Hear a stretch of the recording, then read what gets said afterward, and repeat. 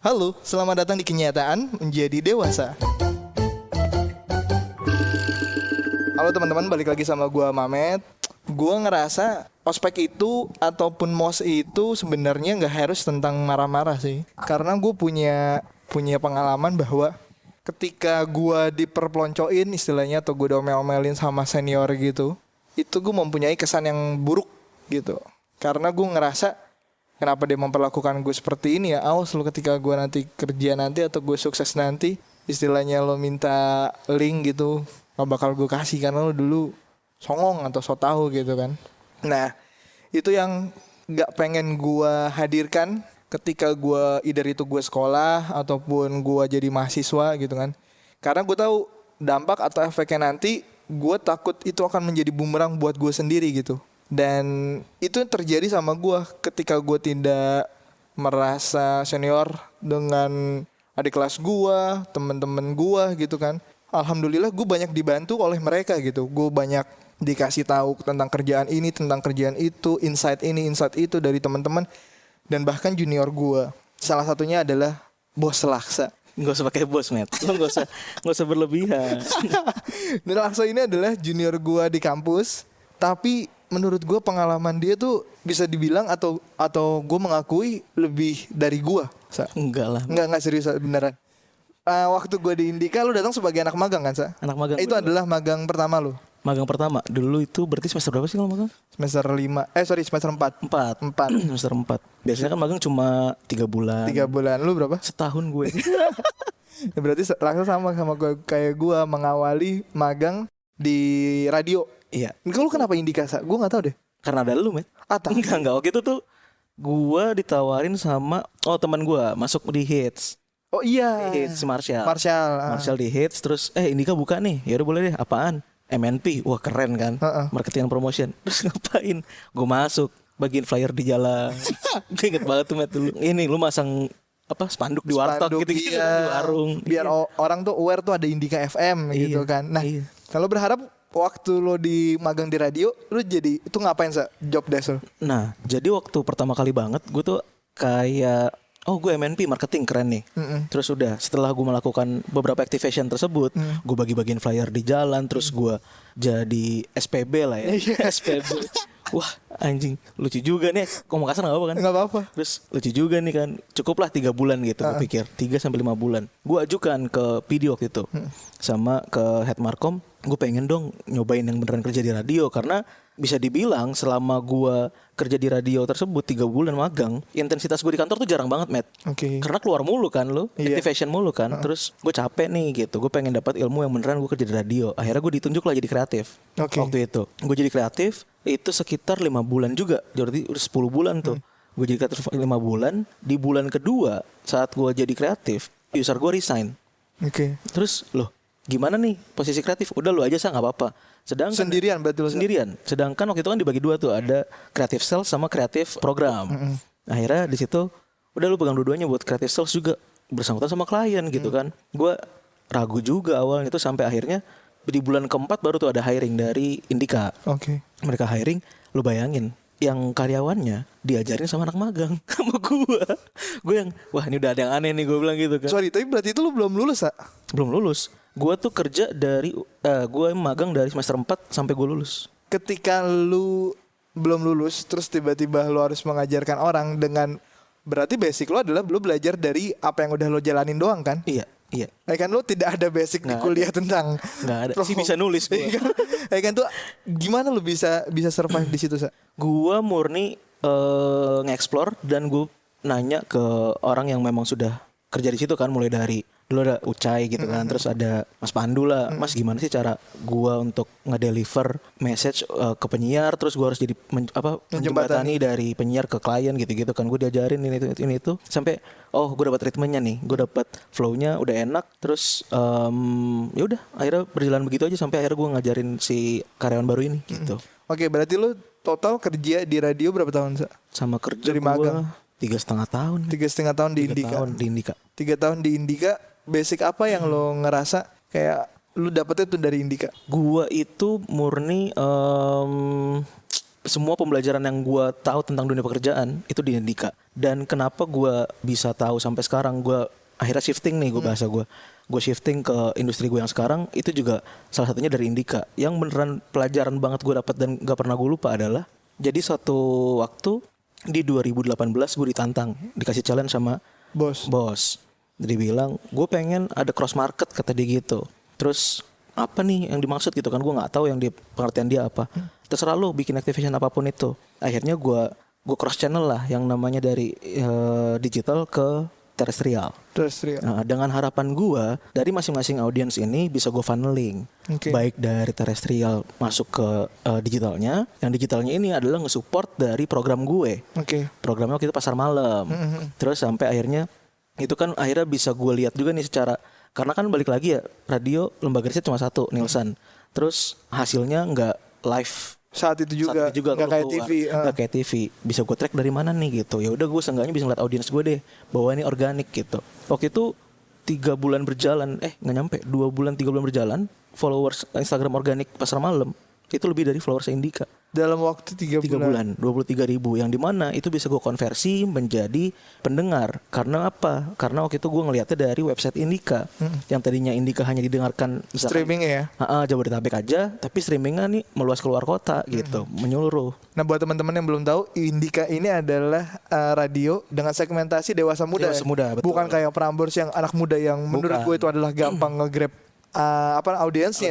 Betul. Makanya waktu itu gue bikin program bentuk kolaborasi lah antara Indika sama Dagelan gitu, yang dimana Dagelan lagi naik-naik gitu. Lagi naik-naiknya, lagi besar-besarnya, dan menurut gue waktu itu gue sempat pesimis, Dagelan mau nggak ya punya program radio gitu kan, karena Dagelan itu kan anonimus, dia nggak ada sosoknya kan. Betul. Apakah ada nih dari perwakilan Dagelan untuk menjadi penyiar gitu? Ternyata ada, Danu lah gitu. Nah, sorry Sa, lu ketemu Dagelan ataupun lu akhirnya bisa kolaborasi dari Dagelan itu karena emang lu ada link atau karena emang yaudah lo gue coba untuk datangin ke kantornya presentasi atau gimana? Waktu itu gue nanya-nanya sama orang, terus gue sempat nge-DM juga, sampai akhirnya ada orang ngasih kontak ke gue, nih anak Dagelan gitu. Terus berarti lu sama sekali nggak kenal? Nggak ada, gue nggak kenal. Nggak ada link? Nggak kenal. Terus dengan kapasitas yang gue punya aja, terus udah akhirnya gue ngobrol, tukar pikiran, ternyata industri digital kan sebesar itu gitu. Yang menurut gue, wah gila, gue bisa ketinggalan nih kalau gue stuck di sini aja gitu. Ini adalah jalan pembuka lo melihat industri digital. Iya betul. Bentar Met, tahu gue datang. santai. Nah teman-teman, Laksa ini adalah salah satu orang yang membukakan gue mengenal dunia, ataupun gue akhirnya tersadar dan melek tentang pentingnya dunia digital. Sampai gue pengen kursus soal digital marketing gitu. Sampai mana tadi? Nah, sampai kita ngomongin tadi soal si Dagelan tadi. Oh iya. Berarti kan lo tidak ada link ataupun tidak ada kenalan kan? Nggak ada. Lo cuman modal DM. Modal gila aja. Modal DM. Pakai akun Indika atau pakai akun lo? Pribadi gua. Pakai akun pribadi lo, akhirnya dikasih. Iya. Oke. Akhirnya lo bikin program dan tiba-tiba lo pindah ke Dagelan ini. Dagelan. Iya. Jadi gue bilang nih senior gue lah ya, guru gue. Dimana pada saat ini program berjalan, terus mungkin dia ngelihat ya gue mengeksplorasi industrinya tuh beneran sampai niche banget gitu, sampai dalam banget, sampai deep, yang akhirnya ketika program ini selesai, si Rico ngajak gue, lu join aja di Dagelan. Jadi apaan? Gue bilang gitu.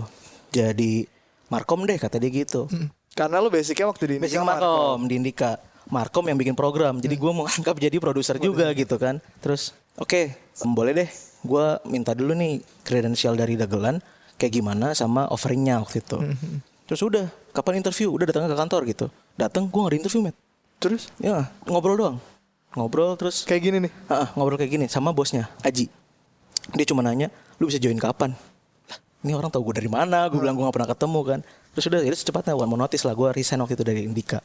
Nah di Dagelan inilah tempat gue beneran explore dunia digital, terjunnya kemana-mana. Nah, waktu lo di pasar malam, apa yang membuat lo ngerasa mereka tuh yakin sama lo? Lo melakukan strategi apa di bidang digital maupun ya terestrial online, on air gitu?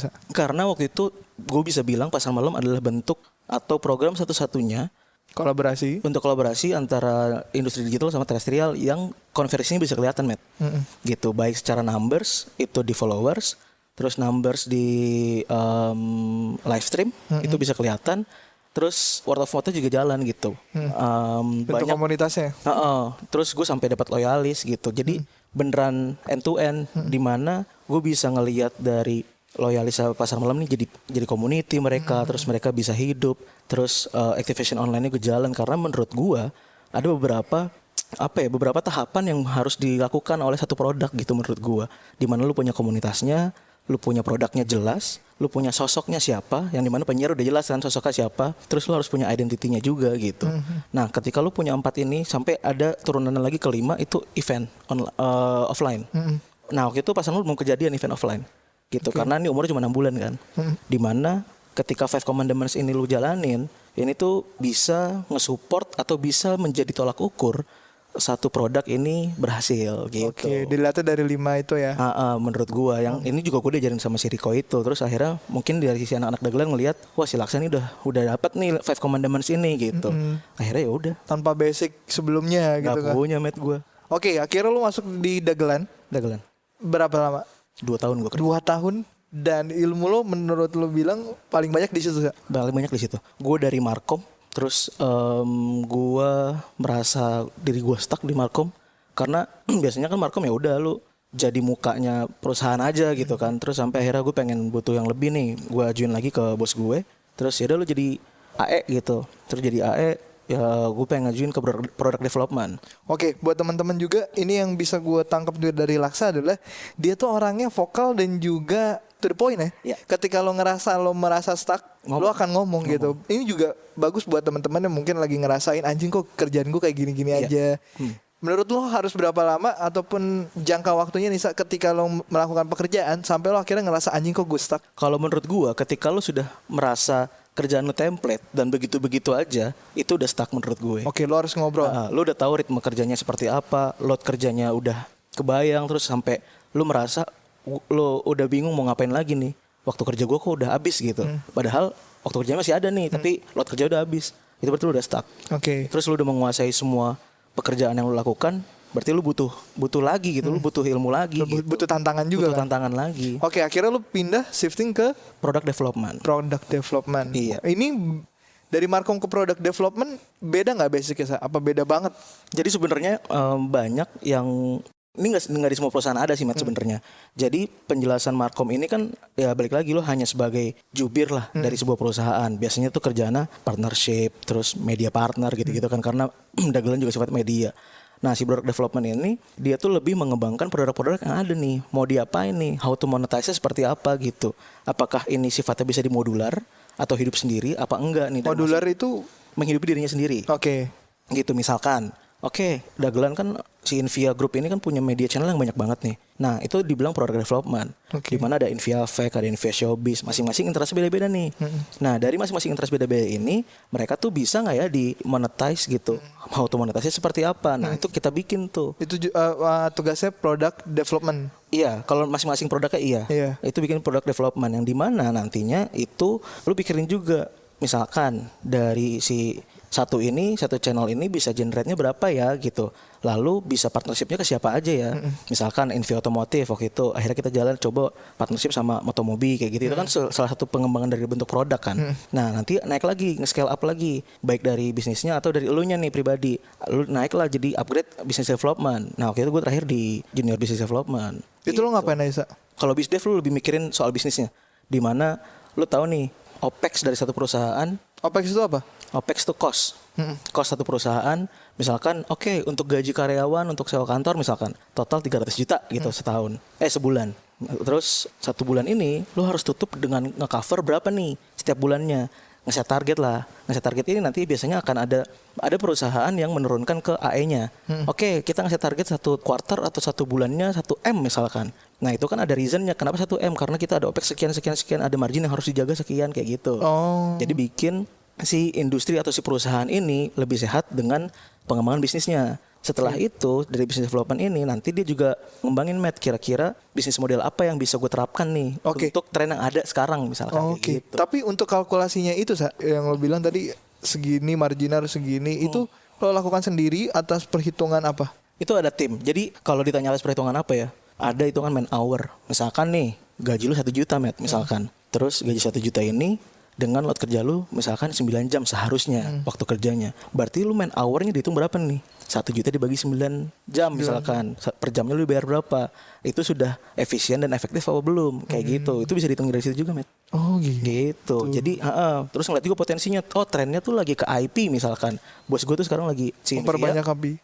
lagi fokus ke sana kan. Ya udah, berarti kita harus ikutin tren ke sana nih arahnya nih. Ya udah, kita coba scouting talent, IP talent yang akan potensial siapa. Terus IP tuh dibagi lagi, ntar ada yang komik, ada yang animasi, macam-macam. Wah, Buat teman-teman yang belum tahu tuh IP itu intellectual property ya. Betul, intellectual property. Nah, waktu lo di dagelan, kita masih ngomongin dagelan ya, saya.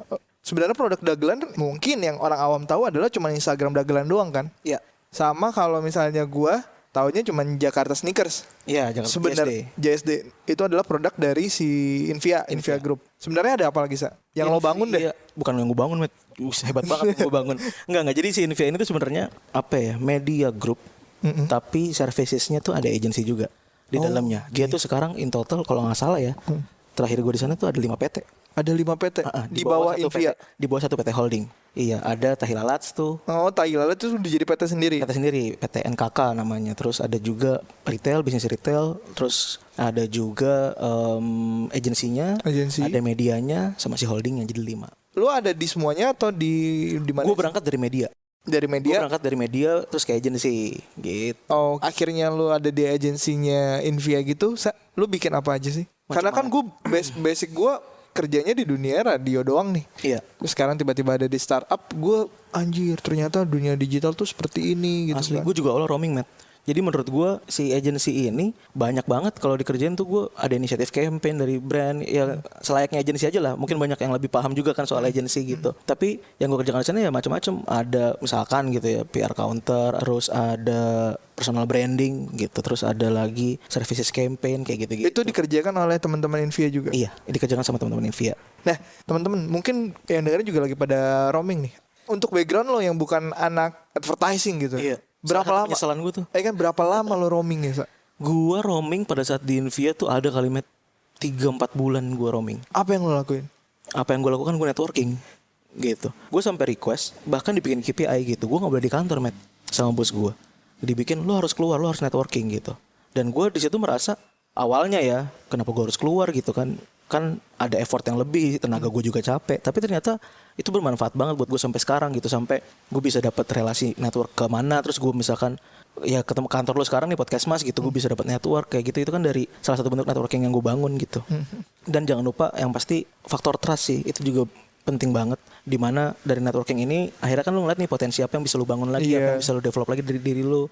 Terus ngobrol sama orang lu juga tahu, oh ternyata gue belum tahu soal ini. Akhirnya lu ngulik kayak gitu loh. Kayak kemarin kita sempat ngobrol soal apa, Matt? Digital marketing gitu. Nah itu yang gara-gara lu tai sih anjing, tapi mahal banget sih bangsat. Kelas ya. Kelas digital marketing, Sa. Berarti waktu yang tadi lu bilang akhirnya lu membangun networking. Iya. Tapi apakah lu belajar secara, itu kan informal lah ya. Iya. Jatuhnya belajar dari orang, kita ngelihat pace-nya mereka bekerja gimana. Nah, bagaimana pembelajaran formalnya, Sa? Apakah lo melakukan upgrade diri lo di bidang itu? Iya, gue sempat beberapa kali ikut kelas. Salah satunya tuh dulu gue pernah waktu awal-awal banget. Makanya waktu itu gue akhirnya bisa mengatasi keromingan gue nih, ada lag kan, lack of knowledge-nya kan ada. Nah, gue ikut kelas waktu itu dari kelasnya Om Leonardo Sobarata. Bukan Om Leo. Bukan Om Leo DJ, bukan. Ya, waktu itu gue ikut kelasnya dari Om Leonardo Sobarata. Waktu itu soal branding kalau nggak salah deh. Nah disitulah gue mulai sadar akan pentingnya dari sebuah titling tentang product development, business development gitu, yang akhirnya gue geluti sekarang gitu. Karena banyak banget, Matt, di luar sana tuh yang mencap dirinya sebagai gue business development gitu, tapi misalkan gitu yang dikerjakan tuh tidak sesuai dengan koridornya business development kayak gitu. Gue BD nih, BD ya. Iya, wih respect gitu. BD. Oh gitu ya. Nah, yang kemarin lu bilang ke gue pentingnya sebuah digital marketing gitu kan, yang menurut gue buat teman-teman yang lagi kuliah ini salah satu pekerjaan yang seksi, saya. Iya. Sangat seksi. Sangat seksi karena balik lagi hampir semua perusahaan sekarang diwajibkan ataupun mereka harus punya yang namanya sosial media, ya kan. Nah, apa yang lo lihat dari marketing digital? Jadi ini perbedaan yang sangat signifikan ya, Matt, menurut gue ketika gue kerja di industri terestrial dan digital sekarang adalah semua kerja yang di industri digital itu based on data, Matt. Oh, terukur. Gitu. Jadi mungkin secara client side mereka juga lebih trust ketika ngelihat datanya tuh lifetime misalkan. Terus abis itu data yang dilihat juga lebih valid, lebih terukur dari sisi audiensnya misalkan. Misalkan deh kita ngomongin soal podcast. Podcast datanya banyak kan, ada jumlah streams, retention time-nya berapa persen dari satu episode lu misalkan nih berapa 30 menit episodenya. Orang dengerin cuma 10 menit itu kan data kan. Yang dimana kadang tuh beberapa orang tuh kurang sadar dan kurang aware soal ini gitu. Lalu ada juga misalkan kalau di podcast apalagi sih Matt, Ada plays-nya berapa, start seberapa. Nah perbedaannya kan apa aja tuh, sama juga kayak di Instagram gitu. Di YouTube ada engagement rate berapa kalau orang bilang. Terus ada yang istilahnya, dulu gua nggak pernah tahu istilah ini Matt, ada CPV misalkan, ada CPC, cost per view, cost per click gitu. Terus ada CPR yang kayak gitu-gitu kan. Menurut gue dulu ketika gue kerja di industri terestrial, apa sih kan gitu kan. Tapi ketika gue geluti ke dalamnya ternyata itu dalam banget Matt. Dan itu seru banget. Dan gue sadar kenapa akhirnya orang-orang paham atau sadar akan pentingnya digital marketing gitu. Dimana orang-orang inilah yang sebenarnya membawa industri ini atau membawa tren ini menjadi sesuatu yang sesuatu yang besar gitu, sesuatu yang akhirnya dilihat sama orang tuh wah gila keren banget, seksi banget gitu. Makanya industri ini sebegitu cepatnya gitu. Nah, buat teman-teman yang nanya ketika mereka bikin YouTube, bang kalau bikin YouTube tuh duitnya dari mana sih bang? Masa ngandelin viewers? Bang kalau bikin podcast emang ada duitnya bang? Cuannya dari mana bang? Bener. Bang di Instagram atau di TikTok itu gimana bang nyari duitnya bang? Kan berarti kan ini adalah bagian dari digital marketing itu kan. Mereka akan ngebedah semua itu kan. Ada angka-angkanya kan Sa. Ada cangkupan luasnya, berapa banyak yang nonton, berapa orang yang ngeklik, berapa orang yang suka konten lu, sampai akhirnya itu disodorkan ke klien. Betul. Ya sesimpel gini, podcast Malam Kliwon lah, yang gue sama Bimo sama Danu. Pasti semua orang bertanya, bang duitnya dari mana sih bang gitu. Tadi gue juga baru bahas sama Anggok. Oh Manggok. Kita ngebahas bahwa podcast tuh nggak melulu soal duit juga sebenarnya gitu. Kalau memang belum bisa kita monetize dari sisi cuannya atau dari sisi kliennya, ada beberapa elemen atau komponen-komponen yang sebenarnya bisa jadi pertimbangan juga. Contohnya ada sisi emosional yang bisa didapatkan oleh podcaster yang sehingga itu menjadi lu Demet misalkan lu podcaster nih sendiri kan, lu pasti ada masa-masa lu boring ketika anjing gak ada duitnya nih gitu kan. Iya, gue ngerasain udah kerja keras. Iya, padahal baru berapa episode kan lu. Iya, baru 19.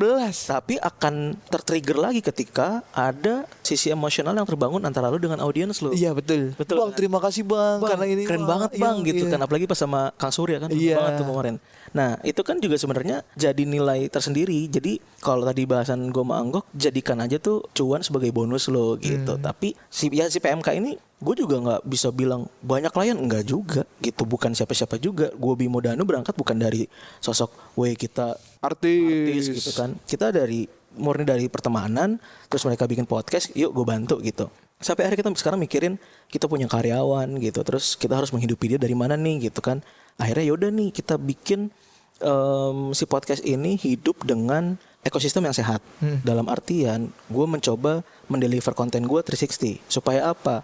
Supaya gue bisa nge-reach audiens gue dengan mudah. Pertama, gue ada di Instagram bisa ditemuin, di Facebook gue ada, di Twitter gue ada, di YouTube gue ada, di podcastnya ada. Nah dari kelima ini mana yang kira-kira bisa kita monetize? Dalam artian seenggaknya untuk nutup OPEX kita bulanan deh, gitu, untuk nutup kos kita gaji bulanan, gaji karyawan, terus kita mau jalan-jalan kayak gitu-gitu kan. Terus peralatan. Maintenance. Di sisi kita belum bisa mengandalkan klien misalkan. Karena kita sadar podcast kan tren yang baru nih, industri yang baru. Masih meraba-raba juga klien. Meraba juga kan klien. Trustnya tuh belum sebegitu besar lah, dan kuenya juga belum sebegitu besar menurut Iya, gue. beda sama YouTube. Beda sama yang YouTube. sudah berjalan berapa Dan mereka bisa monetize sendiri dengan AdSense-nya. Iya gitu kan. betul. Sementara di Spotify belum ada. Belum kan? Baru ada, kan? rencana. Terus makanya ya udah coba kita bikin YouTube yang dimana nanti AdSense setiap bulannya itu bisa menghidupi kita. Berarti kan kita punya target tuh. Targetnya dari apa? Growth numbers-nya, subscriber. Di Instagram juga ada growth numbers-nya. Supaya apa? Supaya masing-masing aset yang gue punya ini bisa menjadi produk yang menarik dan produk yang bisa kita tawarkan ke klien, yang sehingga si PMK ini bisa hidup lah seperti itu. Oke. Jadi kalau misalnya klien mau masuk, lo emang lo ada apa produk lo?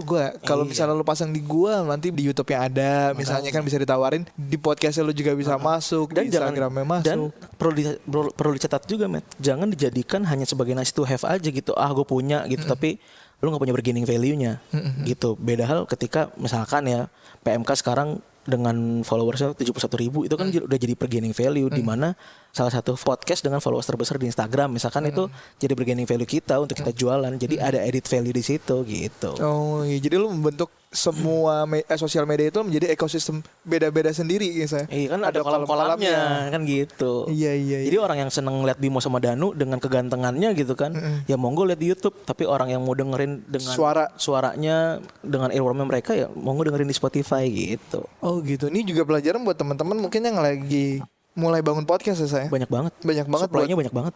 Yang pertama yang harus lo punya adalah yang paling gampang dan tidak mengeluarkan biaya adalah lo punya sosial media. Iya. Ya kan? Lo harus punya Instagramnya, harus punya Twitternya, lo harus punya apalagi biasanya Facebook ya. Iya. Dan ini sebenarnya berlaku kayak lo pribadi aja, Matt. Gimana caranya orang berketergantungan sama lo? Misalkan, gue butuh benerin mobil nih. Siapa yang tahu ya? Ah, Mamet.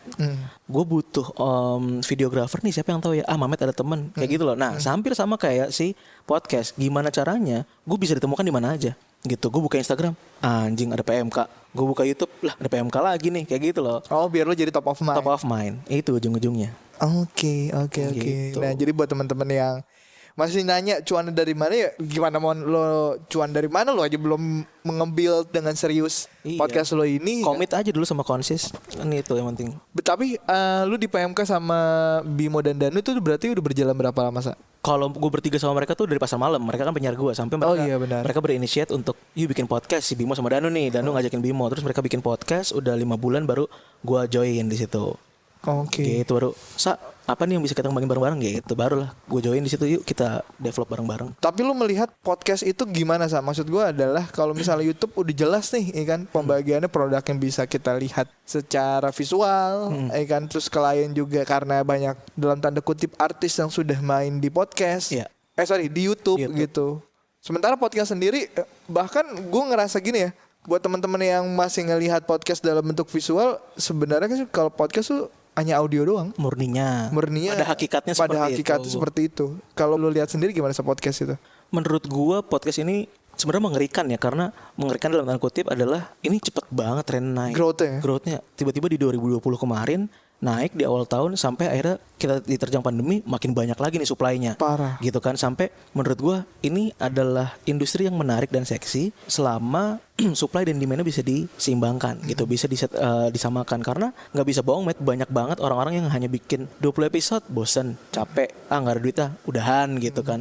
Nah, jangan sampai ketika udah di peak momen seperti ini terus malah menurun nih supply-nya atau minat dari masing-masing podcasternya kayak gitu. Karena ya balik lagi menurut gue ini bisa kok kita create industrinya, bahkan ya kita besarkan bareng-bareng dengan para podcaster yang lu nggak melulu harus artis, karena dia punya marketnya sendiri menurut gue si podcast. Iya, betul. Dia punya kolomnya sendiri. Lu bayangin deh di top chart aja Rintik Sendu gitu kan, terus kedua podcast Mas, ketiga siapa banyak orang-orang yang ini siapa nih gitu, tapi masuk top chart gitu. Berarti kan ini beda market dengan audiens dari YouTube gitu, yang dimana nggak melulu lu punya YouTube besar masuk ke podcast jadi gede juga, nggak jaminan juga. Bahkan kalau misalnya lo lihat chat podcast trending itu bahkan banyak loh yang nggak tahu kan? Antah berantah. Iya. Wah, gua aja tiba-tiba ada kan, aneh banget kan. Malu mau sombong kan sebenarnya. Gue juga dikasih tahu teman gue nggak pernah ngeliat sama sadar. sekali. Orang kata teman gue, lu bergerak dari bawah, Met, dari 20 tiba-tiba ada di 8. Itu gue nggak tahu, Sa. Berapa lama, Met? Gue nggak tahu, gue baru tahu kemarin yang waktu gue repost ini. Nah, itu harusnya lu bedah tuh berapa lama tuh ada di trendingnya, terus apa sih perbedaan top chart sama trending chart. Nah, buat yang belum tahu, kalau misalnya top chart itu mereka dihitungnya based on semua data streams, ya kan, banyak yang mendengarkan lo, ya kan. Itu yang mana nih? Kalau yang top chart. Kalau yang trending kan perbedaan dari yang mendengarkan episode sebelumnya dengan episode yang sekarang bedanya kan. Nah, artinya ini sebenarnya memang belum ada clearance juga dari Spotify ya. Gimana sih sebenarnya?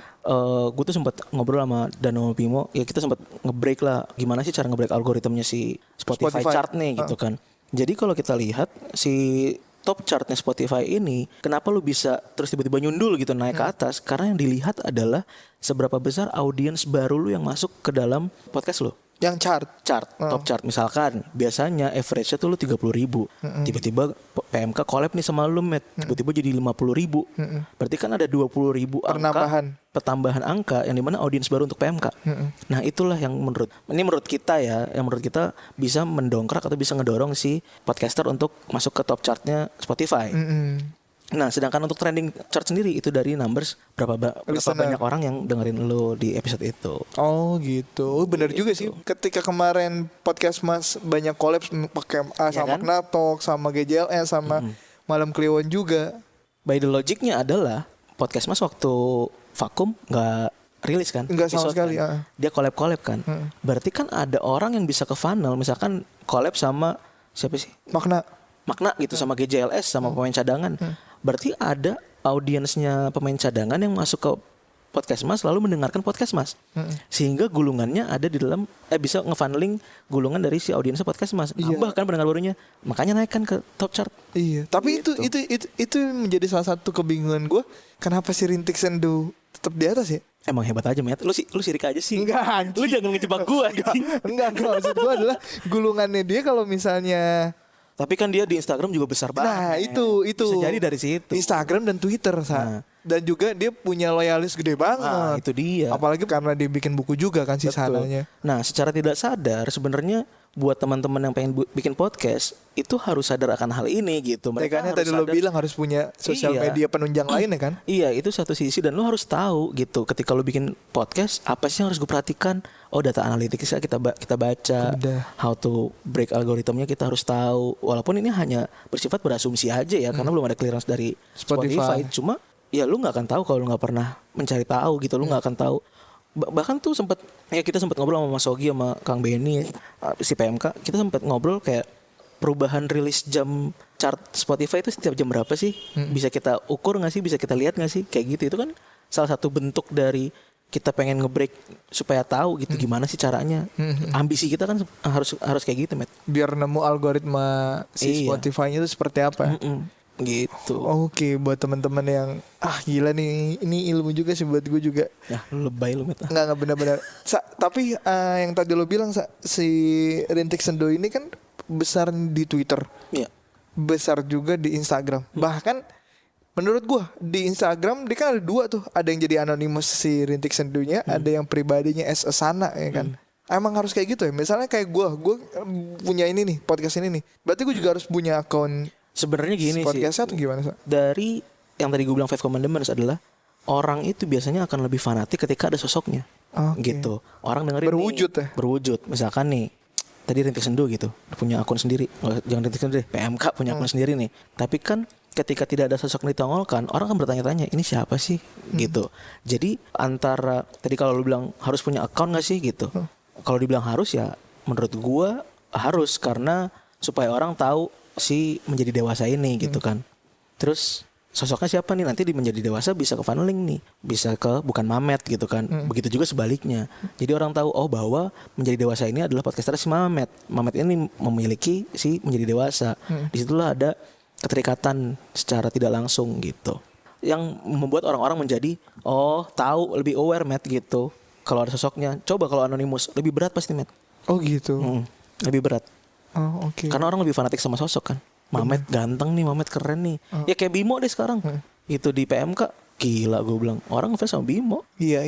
Mas Bimo suaranya keren banget gitu kan. Entah itu karena Bang Bimo lagi naik di 2020 atau sebelumnya memang lu sudah merencanakan itu ya. Iya. Jadi memang ya kalau nggak Bimonya kita nggak ngeluarin nih sosok Bimo dan Danu, orang akan bertanya-tanya, suara siapa ya, bagus banget. Tapi hanya sebatas itu aja akhirnya. Mereka nggak menimbulkan sisi kesukaan yang berlebih gitu atau fanatisme. Ya walaupun menurut gua fanatisme juga nggak boleh terlalu berlebih ya gitu. Tapi seenggaknya mereka jadi menjawab penasaran mereka ketika mereka tahu sosoknya gitu.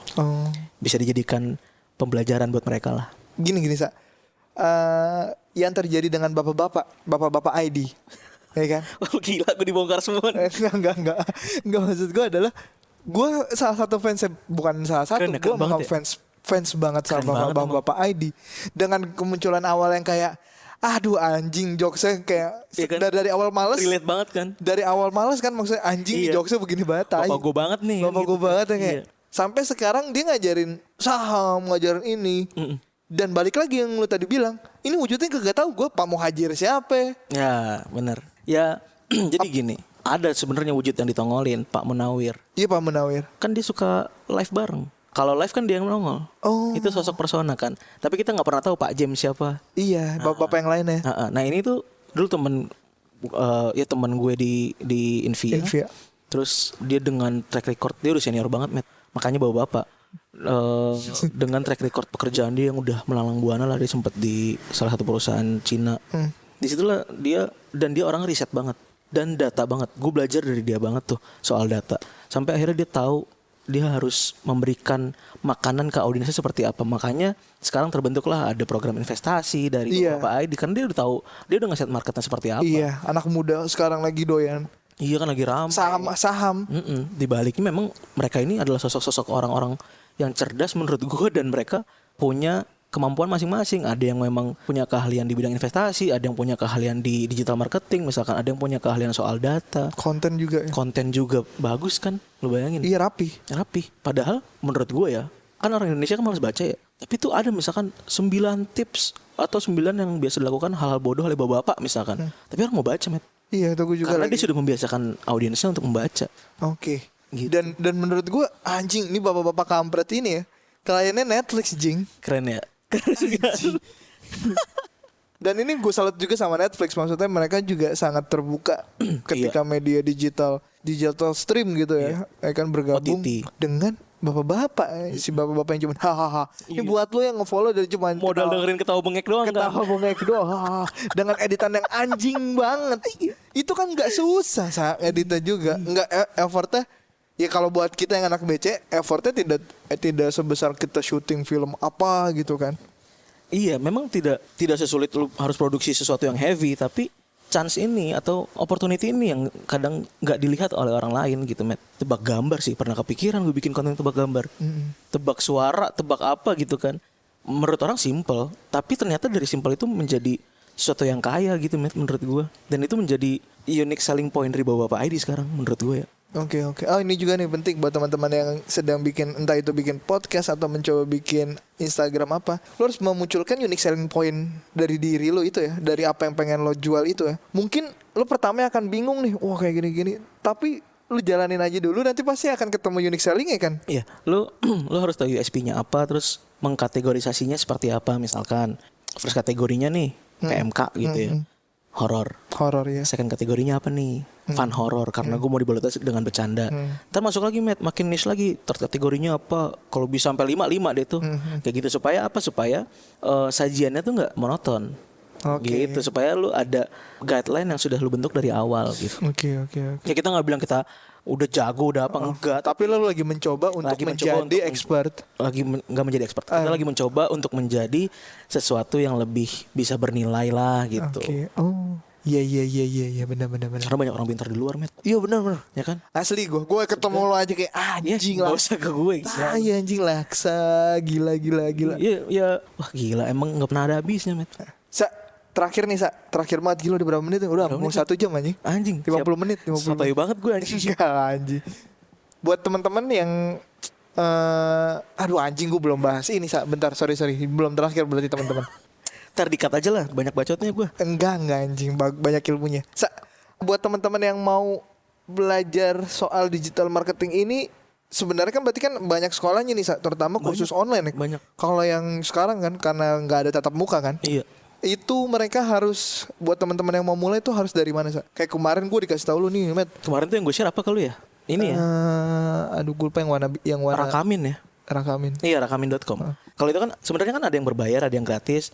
Karena sekarang banyak banget, Matt, e-commerce, terus misalkan media yang bikin kelas tuh banyak banget, Matt. Iya benar setuju. Ya kan, agency, terus masing-masing levelnya mulai dari staff, manager sampai si level jadi pembicara, itu banyak banget yang menurut gue belajar tuh di mana aja dan nggak harus berbayar, banyak yang gratis kok. gitu. Dan penting ya. Dan penting menurut gua, harus belajar terus sih. Oke Sa, terima kasih banyak buat teman-teman yang tadi kita udah ngobrolin podcast, udah ngobrolin Ngalor ngidul banget ya. Aduh ngidul banget. Tapi anjing ternyata seluas itu ya dunia digital. Itu baru atasnya doang kali saya. Belum ke dalamnya lagi. Mungkin ya, gue juga nggak tahu karena gue bukan expertise. Ini gue disclaimer aja dari awal. Iya. Gue di sini hanya sebagai penggiat atau pelaku lah yang Betul. bekerja di sini. Ini adalah sharingnya Laksa apa yang dia kerjain gitu kan. Dari gue masuk dunia kerja sampai sekarang. Sekali lagi terima kasih teman-teman sudah mendengarkan podcast ini sampai habis mungkin ya. Banyak banget. Ya gue juga banyak belajar dari Laksa juga sih gitu kan. Semoga teman-teman juga bisa belajar atau bisa mengambil pelajaran dari obrolan ini. Sampai bertemu di episode selanjutnya. Terima kasih. Mantap, thank you, Matt.